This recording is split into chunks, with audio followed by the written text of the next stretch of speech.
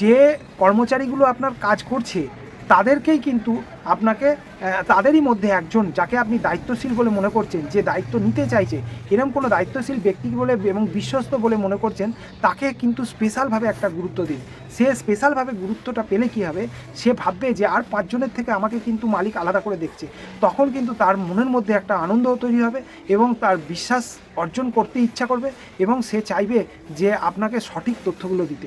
এর ফলে কী হবে, আদার্স যারা কিন্তু আপনার ক্ষতি করতে চাইছে, সব কর্মচারী কিন্তু আপনার ভালো করবে এটা নয়, যারা কিন্তু আপনার ক্ষতি করতে চাইছে বা যারা কিন্তু আপনাকে এড়িয়ে যেতে চাইছে বা যারা কিন্তু অলসতা করছে, যারা ফাঁকি মারছে, এরা কিন্তু আর ওই জায়গাটা করতে পারবে না। কেন?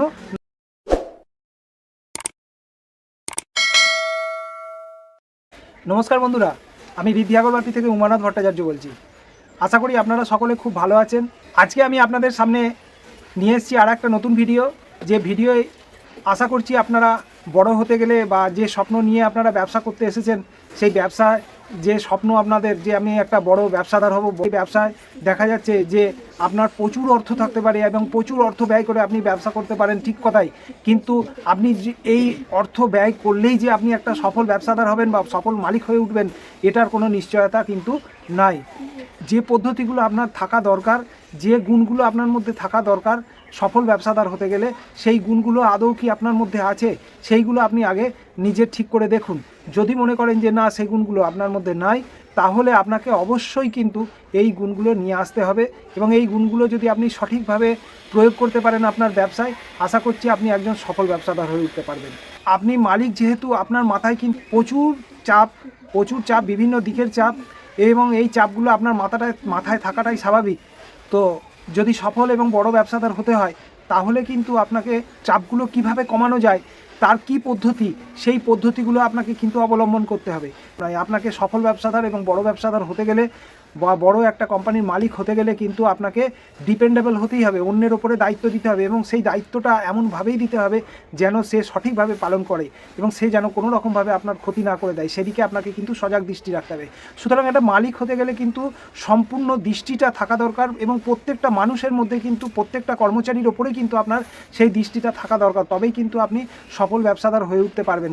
এবং বিভিন্ন দিক থেকে আপনার চাপ থাকে ব্যবসার ওপরে, এবং সেই ব্যবসার ওপরে যে চাপটা থাকে, সেই চাপটাকে কিভাবে রিলিজ করতে পারেন এবং আপনি খুব সুস্থ মস্তিষ্কে নিজে এগিয়ে যাওয়ার রাস্তাটা চিন্তাভাবনা করতে পারেন, সেই দিকে ধ্যানটা আপনাকে সবথেকে বেশি দেওয়া দরকার। আপনার কোনো ভুল, এমন কোনো ছোট ভুল করে বসবেন না যে ভুলটার কারণে, যে দায়িত্বহীনতার কারণে আপনার কিন্তু সমস্ত ব্যবসাটা যেন না শেষ হয়ে যায়, সেই দিকে আপনাকে সজাগ দৃষ্টি রাখতে হবে। সবথেকে বড় যে দিকটা আপনাকে লক্ষ্য রাখতে হয় সেটা হচ্ছে হিসাব। এই হিসেব সঠিক যদি না রাখতে পারেন, তাহলে কিন্তু আপনার লাভ হচ্ছে কি লস হচ্ছে আপনি বুঝতে পারবেন না। আপনি ব্যবসা করতে এসেছেন, ব্যবসায় যদি আপনার লাভই না হয়, তাহলে আপনার ব্যবসার কোনো গুরুত্বই থাকে না। তাই বলি বন্ধু, হিসাবের দিকে কিন্তু আপনাকে সবসময় সজাগ থাকতে হবে যে হিসাবটা ঠিকঠাক আছে নাকি। যাই হোক, এখন আমরা আসি যে একটা সফল মালিক হতে গেলে, ব্যবসার সফল মালিক হতে গেলে তাকে তার কোন কোন গুণগুলো থাকা বিশেষভাবে প্রয়োজন। আপনি সবার উপরে রয়েছেন এবং আপনার যে দায়িত্বগুলো রয়েছে, সেই দায়িত্বগুলোকে যদি আমি ভাগ করি, তাহলে 4টে বিষয়ের ওপর আপনার সবথেকে বেশি চাপ থাকে। প্রথমত হচ্ছে যে আপনার মূলধন, দ্বিতীয়ত গুরুত্ব থাকা দরকার আপনার উৎপাদনের ওপরে, তৃতীয় গুরুত্ব থাকা দরকার হচ্ছে আপনার বিক্রয়ের ওপরে, চতুর্থ থাকা দরকার হচ্ছে হিসাবের ওপরে। প্রথমত আসি আমরা মূলধনের দিকে। মূলধন দেখুন, ব্যবসা করতে গেলে মূলধনের অবশ্যই প্রয়োজন আছে। মূলধন বিনা আপনার কিন্তু ব্যবসা করা সম্ভব নয়। আপনি যদি ভাবেন যে আমার কোটি কোটি টাকা রয়েছে, হ্যাঁ, আমি সেই টাকা ইনভেস্ট করলেই আমি একজন সফল ব্যবসাদার হতে পারবো, এটা নাও হতে পারে কিন্তু।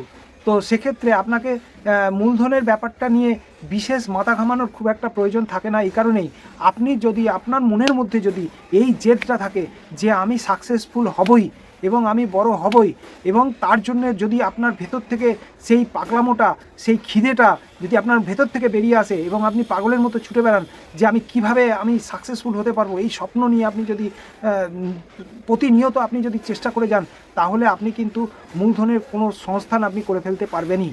সুতরাং মূলধনটা নিয়ে বিশেষভাবে আটকায় না আপনার প্রচেষ্টা, সেটাই কিন্তু আপনি একদিন মূলধনের ঠিক জোগাড় করে ফেলতে পারবেন। তবে আমি বলবো যে প্রথমেই অনেক মূলধন নিয়ে আপনি ব্যবসা করে আসাটা আপনার ঠিক গ্রহণযোগ্য হবে না।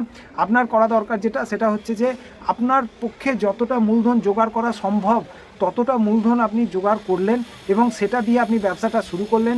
ব্যবসার সমস্ত ভালো মন্দ দিকগুলো আপনাকে আগে ডট টু ডট বুঝতে হবে।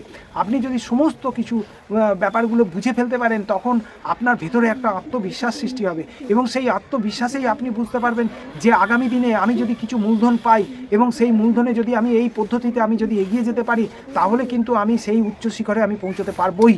সেই যখন মনের জোরটা আসবে, তখন আপনি কিন্তু অটোমেটিক্যালি আপনি এই মূলধনকে বাড়ানোর জন্য আপনি বিভিন্ন জায়গা থেকে আপনি চেষ্টা করবেন। তবে আমি বলবো, যদি আপনি কোনো রকমভাবে লোনের ব্যবস্থা করতে পারেন এবং সেই লোনের ইন্টারেস্ট যদি হিউজ হয়, তাহলে কিন্তু আপনাকে অবশ্যই ক্যালকুলেশন করে দেখতে হবে যে এত ইন্টারেস্ট দিয়ে কি আপনি সাকসেসফুল হতে পারবেন। যদি মনে করেন যে না, এত ইন্টারেস্ট দিয়ে আপনার পক্ষে সাকসেসফুল হওয়া সম্ভব নয়, তাহলে আমি বলবো যে আপনি সেই লোন থেকে বিরত থাকুন। লোন যদি ইন্টারেস্ট পেমেন্টের থেকে আপনার প্রফিট অন্তত খুব কম করে হলেও দ্বিগুণ হয়, তবেই আপনি সেই লোনের দিকে এগোতে পারেন। এখন আমরা আসবো উৎপাদনের দিকটা। যদি উৎপাদনের দিকে আসি, তাহলে আপনার অনেক ক্ষেত্রে আমি দেখেছি যে বহু কোম্পানি যারা কিন্তু উৎপাদন সম্পর্কে তাদের কোনো ধ্যান ধারণা নেই, অর্থাৎ যে মালটা প্রোডাক্ট করবে সেই প্রোডাক্টিভ মালটা কিভাবে উৎপাদন হবে এবং কোন মেশিনের দ্বারা, এবং সেই মেশিনের সম্পর্কে তার মালিকের কিছুটাও অন্তত জ্ঞান আছে কি নেই, এবং তার সেটা রিপেয়ারিং করবার মিস্ত্রি কোথায় পাবে, এবং সেই মেশিনটাকে কিভাবে অপারেট করতে হয়, এই সমস্ত উৎপাদনের বিষয় সম্পর্কে যদি মালিকের বিন্দুমাত্র ধারণা না থাকে, তাহলে আমি বলবো সেই উৎপাদনের দিকে না ঝোঁকাটাই ঠিক। সম্পূর্ণ কোনো অন্যের ওপরে ভরসা করে যদি আপনি আপনার উৎপাদনের দিক থেকে এগিয়ে যান, তখন যার ওপর নির্ভর করে আপনি উৎপাদনটা করতে চলেছেন, সেই ব্যক্তি কিন্তু আগামী দিনে আপনাকে কিন্তু আপনার ক্ষতি করে দেবে, অর্থাৎ আপনার উৎপাদন থেকে সে কিন্তু আপনাকে এগোতে দেবে না। তো সেক্ষেত্রে দেখা যাচ্ছে আপনি ব্যবসা শুরু করলেন ঠিক কথাই, কিন্তু সেই ব্যবসার যে প্রোডাকশানটা হচ্ছে, সেই প্রোডাকশানটা আপনি কোনো কর্মচারী বা কোনো একটা দক্ষ কর্মচারী যেই সম্পর্কে সম্পূর্ণভাবে বোঝে, এরম কাউকে যদি আপনি পান, তার কাছ থেকে কিন্তু প্রথমে কেউ শিখুক না শিখুক, সে কিভাবে তৈরি করছে সেই পদ্ধতিটা আপনাকে কিন্তু 100% শেখার চেষ্টা করতে হবে। অ্যাটলিস্ট 80% যদি আপনি শিখে ফেলতে পারেন, প্রোডাকশান করতে গিয়ে যে সকল সমস্যা হবে এবং সেই সমস্যাগুলো যদি আপনি সঠিকভাবে সমাধান করবার রাস্তাগুলো আপনার জানা থাকে, তাহলে আমি বলবো যে আপনি সেই দিক থেকে এগিয়ে যেতে পারেন। অর্থাৎ আপনি যেন উৎপাদনের দিক থেকেও মনিটরিং করতে পারেন, অর্থাৎ আপনাকে যেন কেউ ভুল বুঝিয়ে দেয় না বা আপনাকে যেন কেউ ঠকিয়ে ফেলে না, সেই দিকে যদি আপনার ধারণা যথেষ্ট থাকে, তাহলে আপনার কোনো সমস্যা আসবে না বলে আমি মনে করি। বিক্রয়ের দিক থেকে যদি আমি বলি, তাহলে আমি বলবো যে বিক্রয়টা হচ্ছে একটা ব্যবসার একদম শেষ কথা হচ্ছে বিক্রয় যদি না হয় তাহলে তার কিন্তু কোনো মূল্য থাকে না। যেটা উৎপাদিত পণ্য হলো, সেই পণ্যটা যদি কোনো কাস্টমার তাকে কেনবার আগ্রহ দেখায়, অর্থাৎ তার একটা চাহিদা তৈরি হয়, তবেই কিন্তু সেই পণ্যটা মূল্যায়ন আসে। তাহলে সেই পণ্যটার মূল্য তখনই আসে যতক্ষণ ওর চাহিদা তৈরি হয়, অর্থাৎ চাহিদা যখন বেশি হয় তখন কিন্তু তার মূল্যও কিন্তু আস্তে আস্তে বাড়তে থাকে। তো যতক্ষণ না পর্যন্ত একটা কাস্টমারের চাহিদা তৈরি হচ্ছে সেই পণ্যটার উপরে, এবং সেই চাহিদার ওপর কাস্টমার সেটা ক্রয় করতে চাইছে এবং তার বিনিময়ে সে পয়সা দিচ্ছে, তখনই কিন্তু যে মূল্যে সে কিনছে সেটাই হচ্ছে সেই পণ্যের মূল্যায়ন এবং সেই পণ্যের দাম। তাহলে প্রথমত সেই পণ্যটার চাহিদা তৈরি করতে হবে, এবং দ্বিতীয়ত হচ্ছে সেই চাহিদা অনুযায়ী ওই পণ্যটা সেই কাস্টমারকে তার মূল্যে, অর্থাৎ অর্থের মূল্যে তাকে বিক্রি করতে হবে। তবে কিন্তু তার মূল্যায়ন হলো এবং সেই পরিমাণ পয়সা যে আসলো, সেই পয়সাটা আসার ফলে তবে কিন্তু একটা ব্যবসার সম্পূর্ণ সাকসেসফুল হলো। অর্থাৎ উৎপাদন হয়ে সেটা যদি বিক্রয় হয়ে যায়, কাস্টমার সেটা ব্যবহার করে এবং সে স্যাটিসফাই হয়, তাহলে কিন্তু এই সম্পূর্ণ বিষয়টা আপনার কমপ্লিট হলো। বিক্রয়টাকে আমরা দুভাগে ভাগ করি। প্রথমত হচ্ছে যে মার্কেটিং, আর দ্বিতীয়ত হচ্ছে সেলস। দেখুন, সেলস এবং মার্কেটিংয়ের মধ্যে কিন্তু অনেকটাই ফারাক রয়েছে। আমরা ভাবি যে সেলস এবং মার্কেটিং হয়তো একই কথা, না, কখনোই নয়। সেলস এবং মার্কেটিং দুটো এক কথা নয়। মার্কেটিং হচ্ছে সবথেকে গুরুত্বপূর্ণ বিষয়, সেলটা বিষয় নয়, বিষয়টা হচ্ছে মার্কেটিংটা। অর্থাৎ যে পণ্য আপনি নিয়ে ব্যবসা করছেন, সেই পণ্যের চাহিদা তৈরি করাটাই হচ্ছে মার্কেটিংয়ের কাজ। একজন মার্কেটিংয়ের লোক সে কোনো কাউন্টার বা কোনো ব্যক্তির কাছে যখন তার পণ্যটা সম্পর্কে বিশ্লেষণ করবে এবং তার সেই বক্তব্যের মধ্যে দিয়ে এই পণ্যটার চাহিদা তৈরি করাবে ওই কাস্টমারকে, তখন সেটাই হচ্ছে সবথেকে বড় ব্যাপার। এই চাহিদাটা যখন তাকে এত সুন্দরভাবে প্রেজেন্টেশন করবে এবং তার সেটা চাহিদা, সেই কাস্টমারের চাহিদাটা তৈরি হবে, তখন সেই কাস্টমারটা নিজের থেকেই কিন্তু সেই পণ্যটা কিনতে চাইবে। এখন তিনি কতটা পণ্য কিনবেন, কতটা পণ্য সেই কাস্টমার কিনবেন, সেটাও কিন্তু নির্ভর করছে ওই মার্কেটারের ওপর। যে মার্কেটিং করছে সে তাকে বোঝাবে যে আপনি এতগুলো পণ্য কিনলে আপনার রেটটা এতটা কম হবে।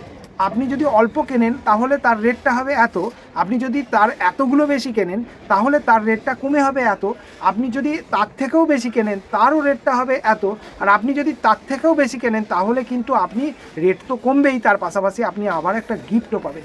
এই ধরনের যে পদ্ধতি করে তার কাছ থেকে তার চাহিদাটাকে তৈরি করানো হচ্ছে এবং তার কাছ থেকে সে কতটা পরিমাণ পণ্যটা কিনবে সেটাও তৈরি করিয়ে নিচ্ছে ওই কিন্তু যে মার্কেটিং করছে তার উপর নির্ভরশীল। অর্থাৎ এটাকে সে কতটা মাল কিনবে, পণ্য কিনবে, তার একটা সে লিস্ট করলো এবং সেই লিস্টটাকে নিয়ে সে কী করলো, সেলস ডিপার্টমেন্টকে দিল। সেলস ডিপার্টমেন্ট কী করবে, সেই পরিমাণ পণ্য তার কারখানা থেকে বা তার ব্যবসা স্থান থেকে নিয়ে গিয়ে ওই কাস্টমারের হাতে তুলে দেবে এবং তার বিনিময়ে সে পয়সাটা নিয়ে চলে আসবে। তাহলে আমি বলছি কি, সেলসের কিন্তু ততটা দায়িত্ব নেই, ততটা গুরুত্বপূর্ণ নয় যতটা গুরুত্বপূর্ণ কিন্তু মার্কেটারের।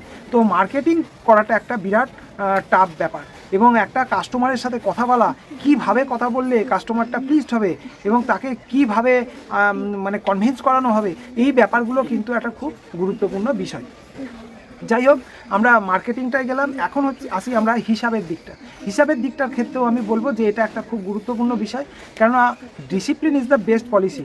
ডিসিপ্লিন যদি আপনার ব্যবসার মধ্যে না থাকে, আপনি গতানুগতিক একটা ব্যবসা করে যাচ্ছেন, আসছে যাচ্ছে, মাল কিনছেন, বিক্রি হচ্ছে, এই যে পদ্ধতি, এই পদ্ধতিটি নিয়ে কিন্তু বিরাট বড় জায়গায় পৌঁছানো যায় না। সেক্ষেত্রে আপনাকে কি করতে হবে, পুরো আপনাকে হিসাব রাখতে হবে আপনার কত মাল এলো এবং কত মাল বিক্রি হচ্ছে, কোন দিন কার কাছ থেকে কত মাল বিক্রি করেছেন এবং কোন দিন কার কাছ থেকে কত মাল কিনেছেন। এই টোটাল হিসেবটা করে আপনাকে balance sheet, profit and loss এবং ব্যালেন্স শিট সম্পূর্ণটাকে আপনাকে কমপ্লিট করাতে হবে। যে কর্মচারীগুলো আপনার কাজ করছে তাদেরকেই কিন্তু আপনাকে, তাদেরই মধ্যে একজন যাকে আপনি দায়িত্বশীল বলে মনে করছেন, যে দায়িত্ব নিতে চাইছে, এরকম কোনো দায়িত্বশীল ব্যক্তি বলে এবং বিশ্বস্ত বলে মনে করছেন, তাকে কিন্তু স্পেশালভাবে একটা গুরুত্ব দিন। সে স্পেশালভাবে গুরুত্বটা পেলে কী হবে, সে ভাববে যে আর 5 জনের থেকে আমাকে কিন্তু মালিক আলাদা করে দেখছে। তখন কিন্তু তার মনের মধ্যে একটা আনন্দও তৈরি হবে এবং তার বিশ্বাস অর্জন করতে ইচ্ছা করবে এবং সে চাইবে যে আপনাকে সঠিক তথ্যগুলো দিতে। এর ফলে কী হবে, আদার্স যারা কিন্তু আপনার ক্ষতি করতে চাইছে, সব কর্মচারী কিন্তু আপনার ভালো করবে এটা নয়, যারা কিন্তু আপনার ক্ষতি করতে চাইছে বা যারা কিন্তু আপনাকে এড়িয়ে যেতে চাইছে বা যারা কিন্তু অলসতা করছে, যারা ফাঁকি মারছে, এরা কিন্তু আর ওই জায়গাটা করতে পারবে না। কেন না, সে জানে যে আমি যদি এই অলসতা করি বা ফাঁকি মারি তাহলে কিন্তু ওকে মালিক আলাদাভাবে দেখে, ওকে মালিককে কিন্তু ও বলে দেবে। এই ভয়ে কিন্তু ওরা তখন তটস্থ থাকবে এবং আপনি কারোর সাথে খারাপ ব্যবহার করবেন এটা নয়, প্রত্যেকটা কর্মচারীর সাথেই আপনি সমানভাবে ব্যবহার করবেন। আস্তে আস্তে দেখবেন আপনার পুরো সুন্দর একটা টিম তৈরি হয়ে যাবে। সর্বক্ষেত্রে আপনি এই চিন্তাভাবনা করে আপনি এগিয়ে যান। এগিয়ে গেলে আমি বলবো যে আপনার মস্তিষ্ক যদি ঠান্ডা থাকে, আপনি যদি ধীর স্থির হন এবং আপনি যদি উগ্রতা ভাব না নিয়ে আসেন, তাহলে আপনি ধীর স্থিরভাবে এগিয়ে যাওয়ার চিন্তাভাবনা আপনার মনের মধ্যে থাকে, আপনি অবশ্যই সাকসেসফুল একজন বিজনেসম্যান হয়ে উঠবেন। এই বলে আমি আজকের ভিডিও শেষ করলাম। সকলে ভালো থাকবেন। আগামী দিনে আমি মার্কেটিং নিয়ে আপনাদেরকে ডিটেলস বোঝানোর চেষ্টা করব। আমার যতটুকু সাধ্য আছে ততটুকু আমি আপনাদের দেওয়ার চেষ্টা করব। সকলে ভালো থাকবেন, আনন্দে থাকবেন। ঠান্ডা প্রচুর পড়েছে, সকলে খুব সতর্কভাবে থাকবেন। এই বলে আমি আজকের ভিডিও শেষ করলাম। সকলকে প্রণাম জানাই।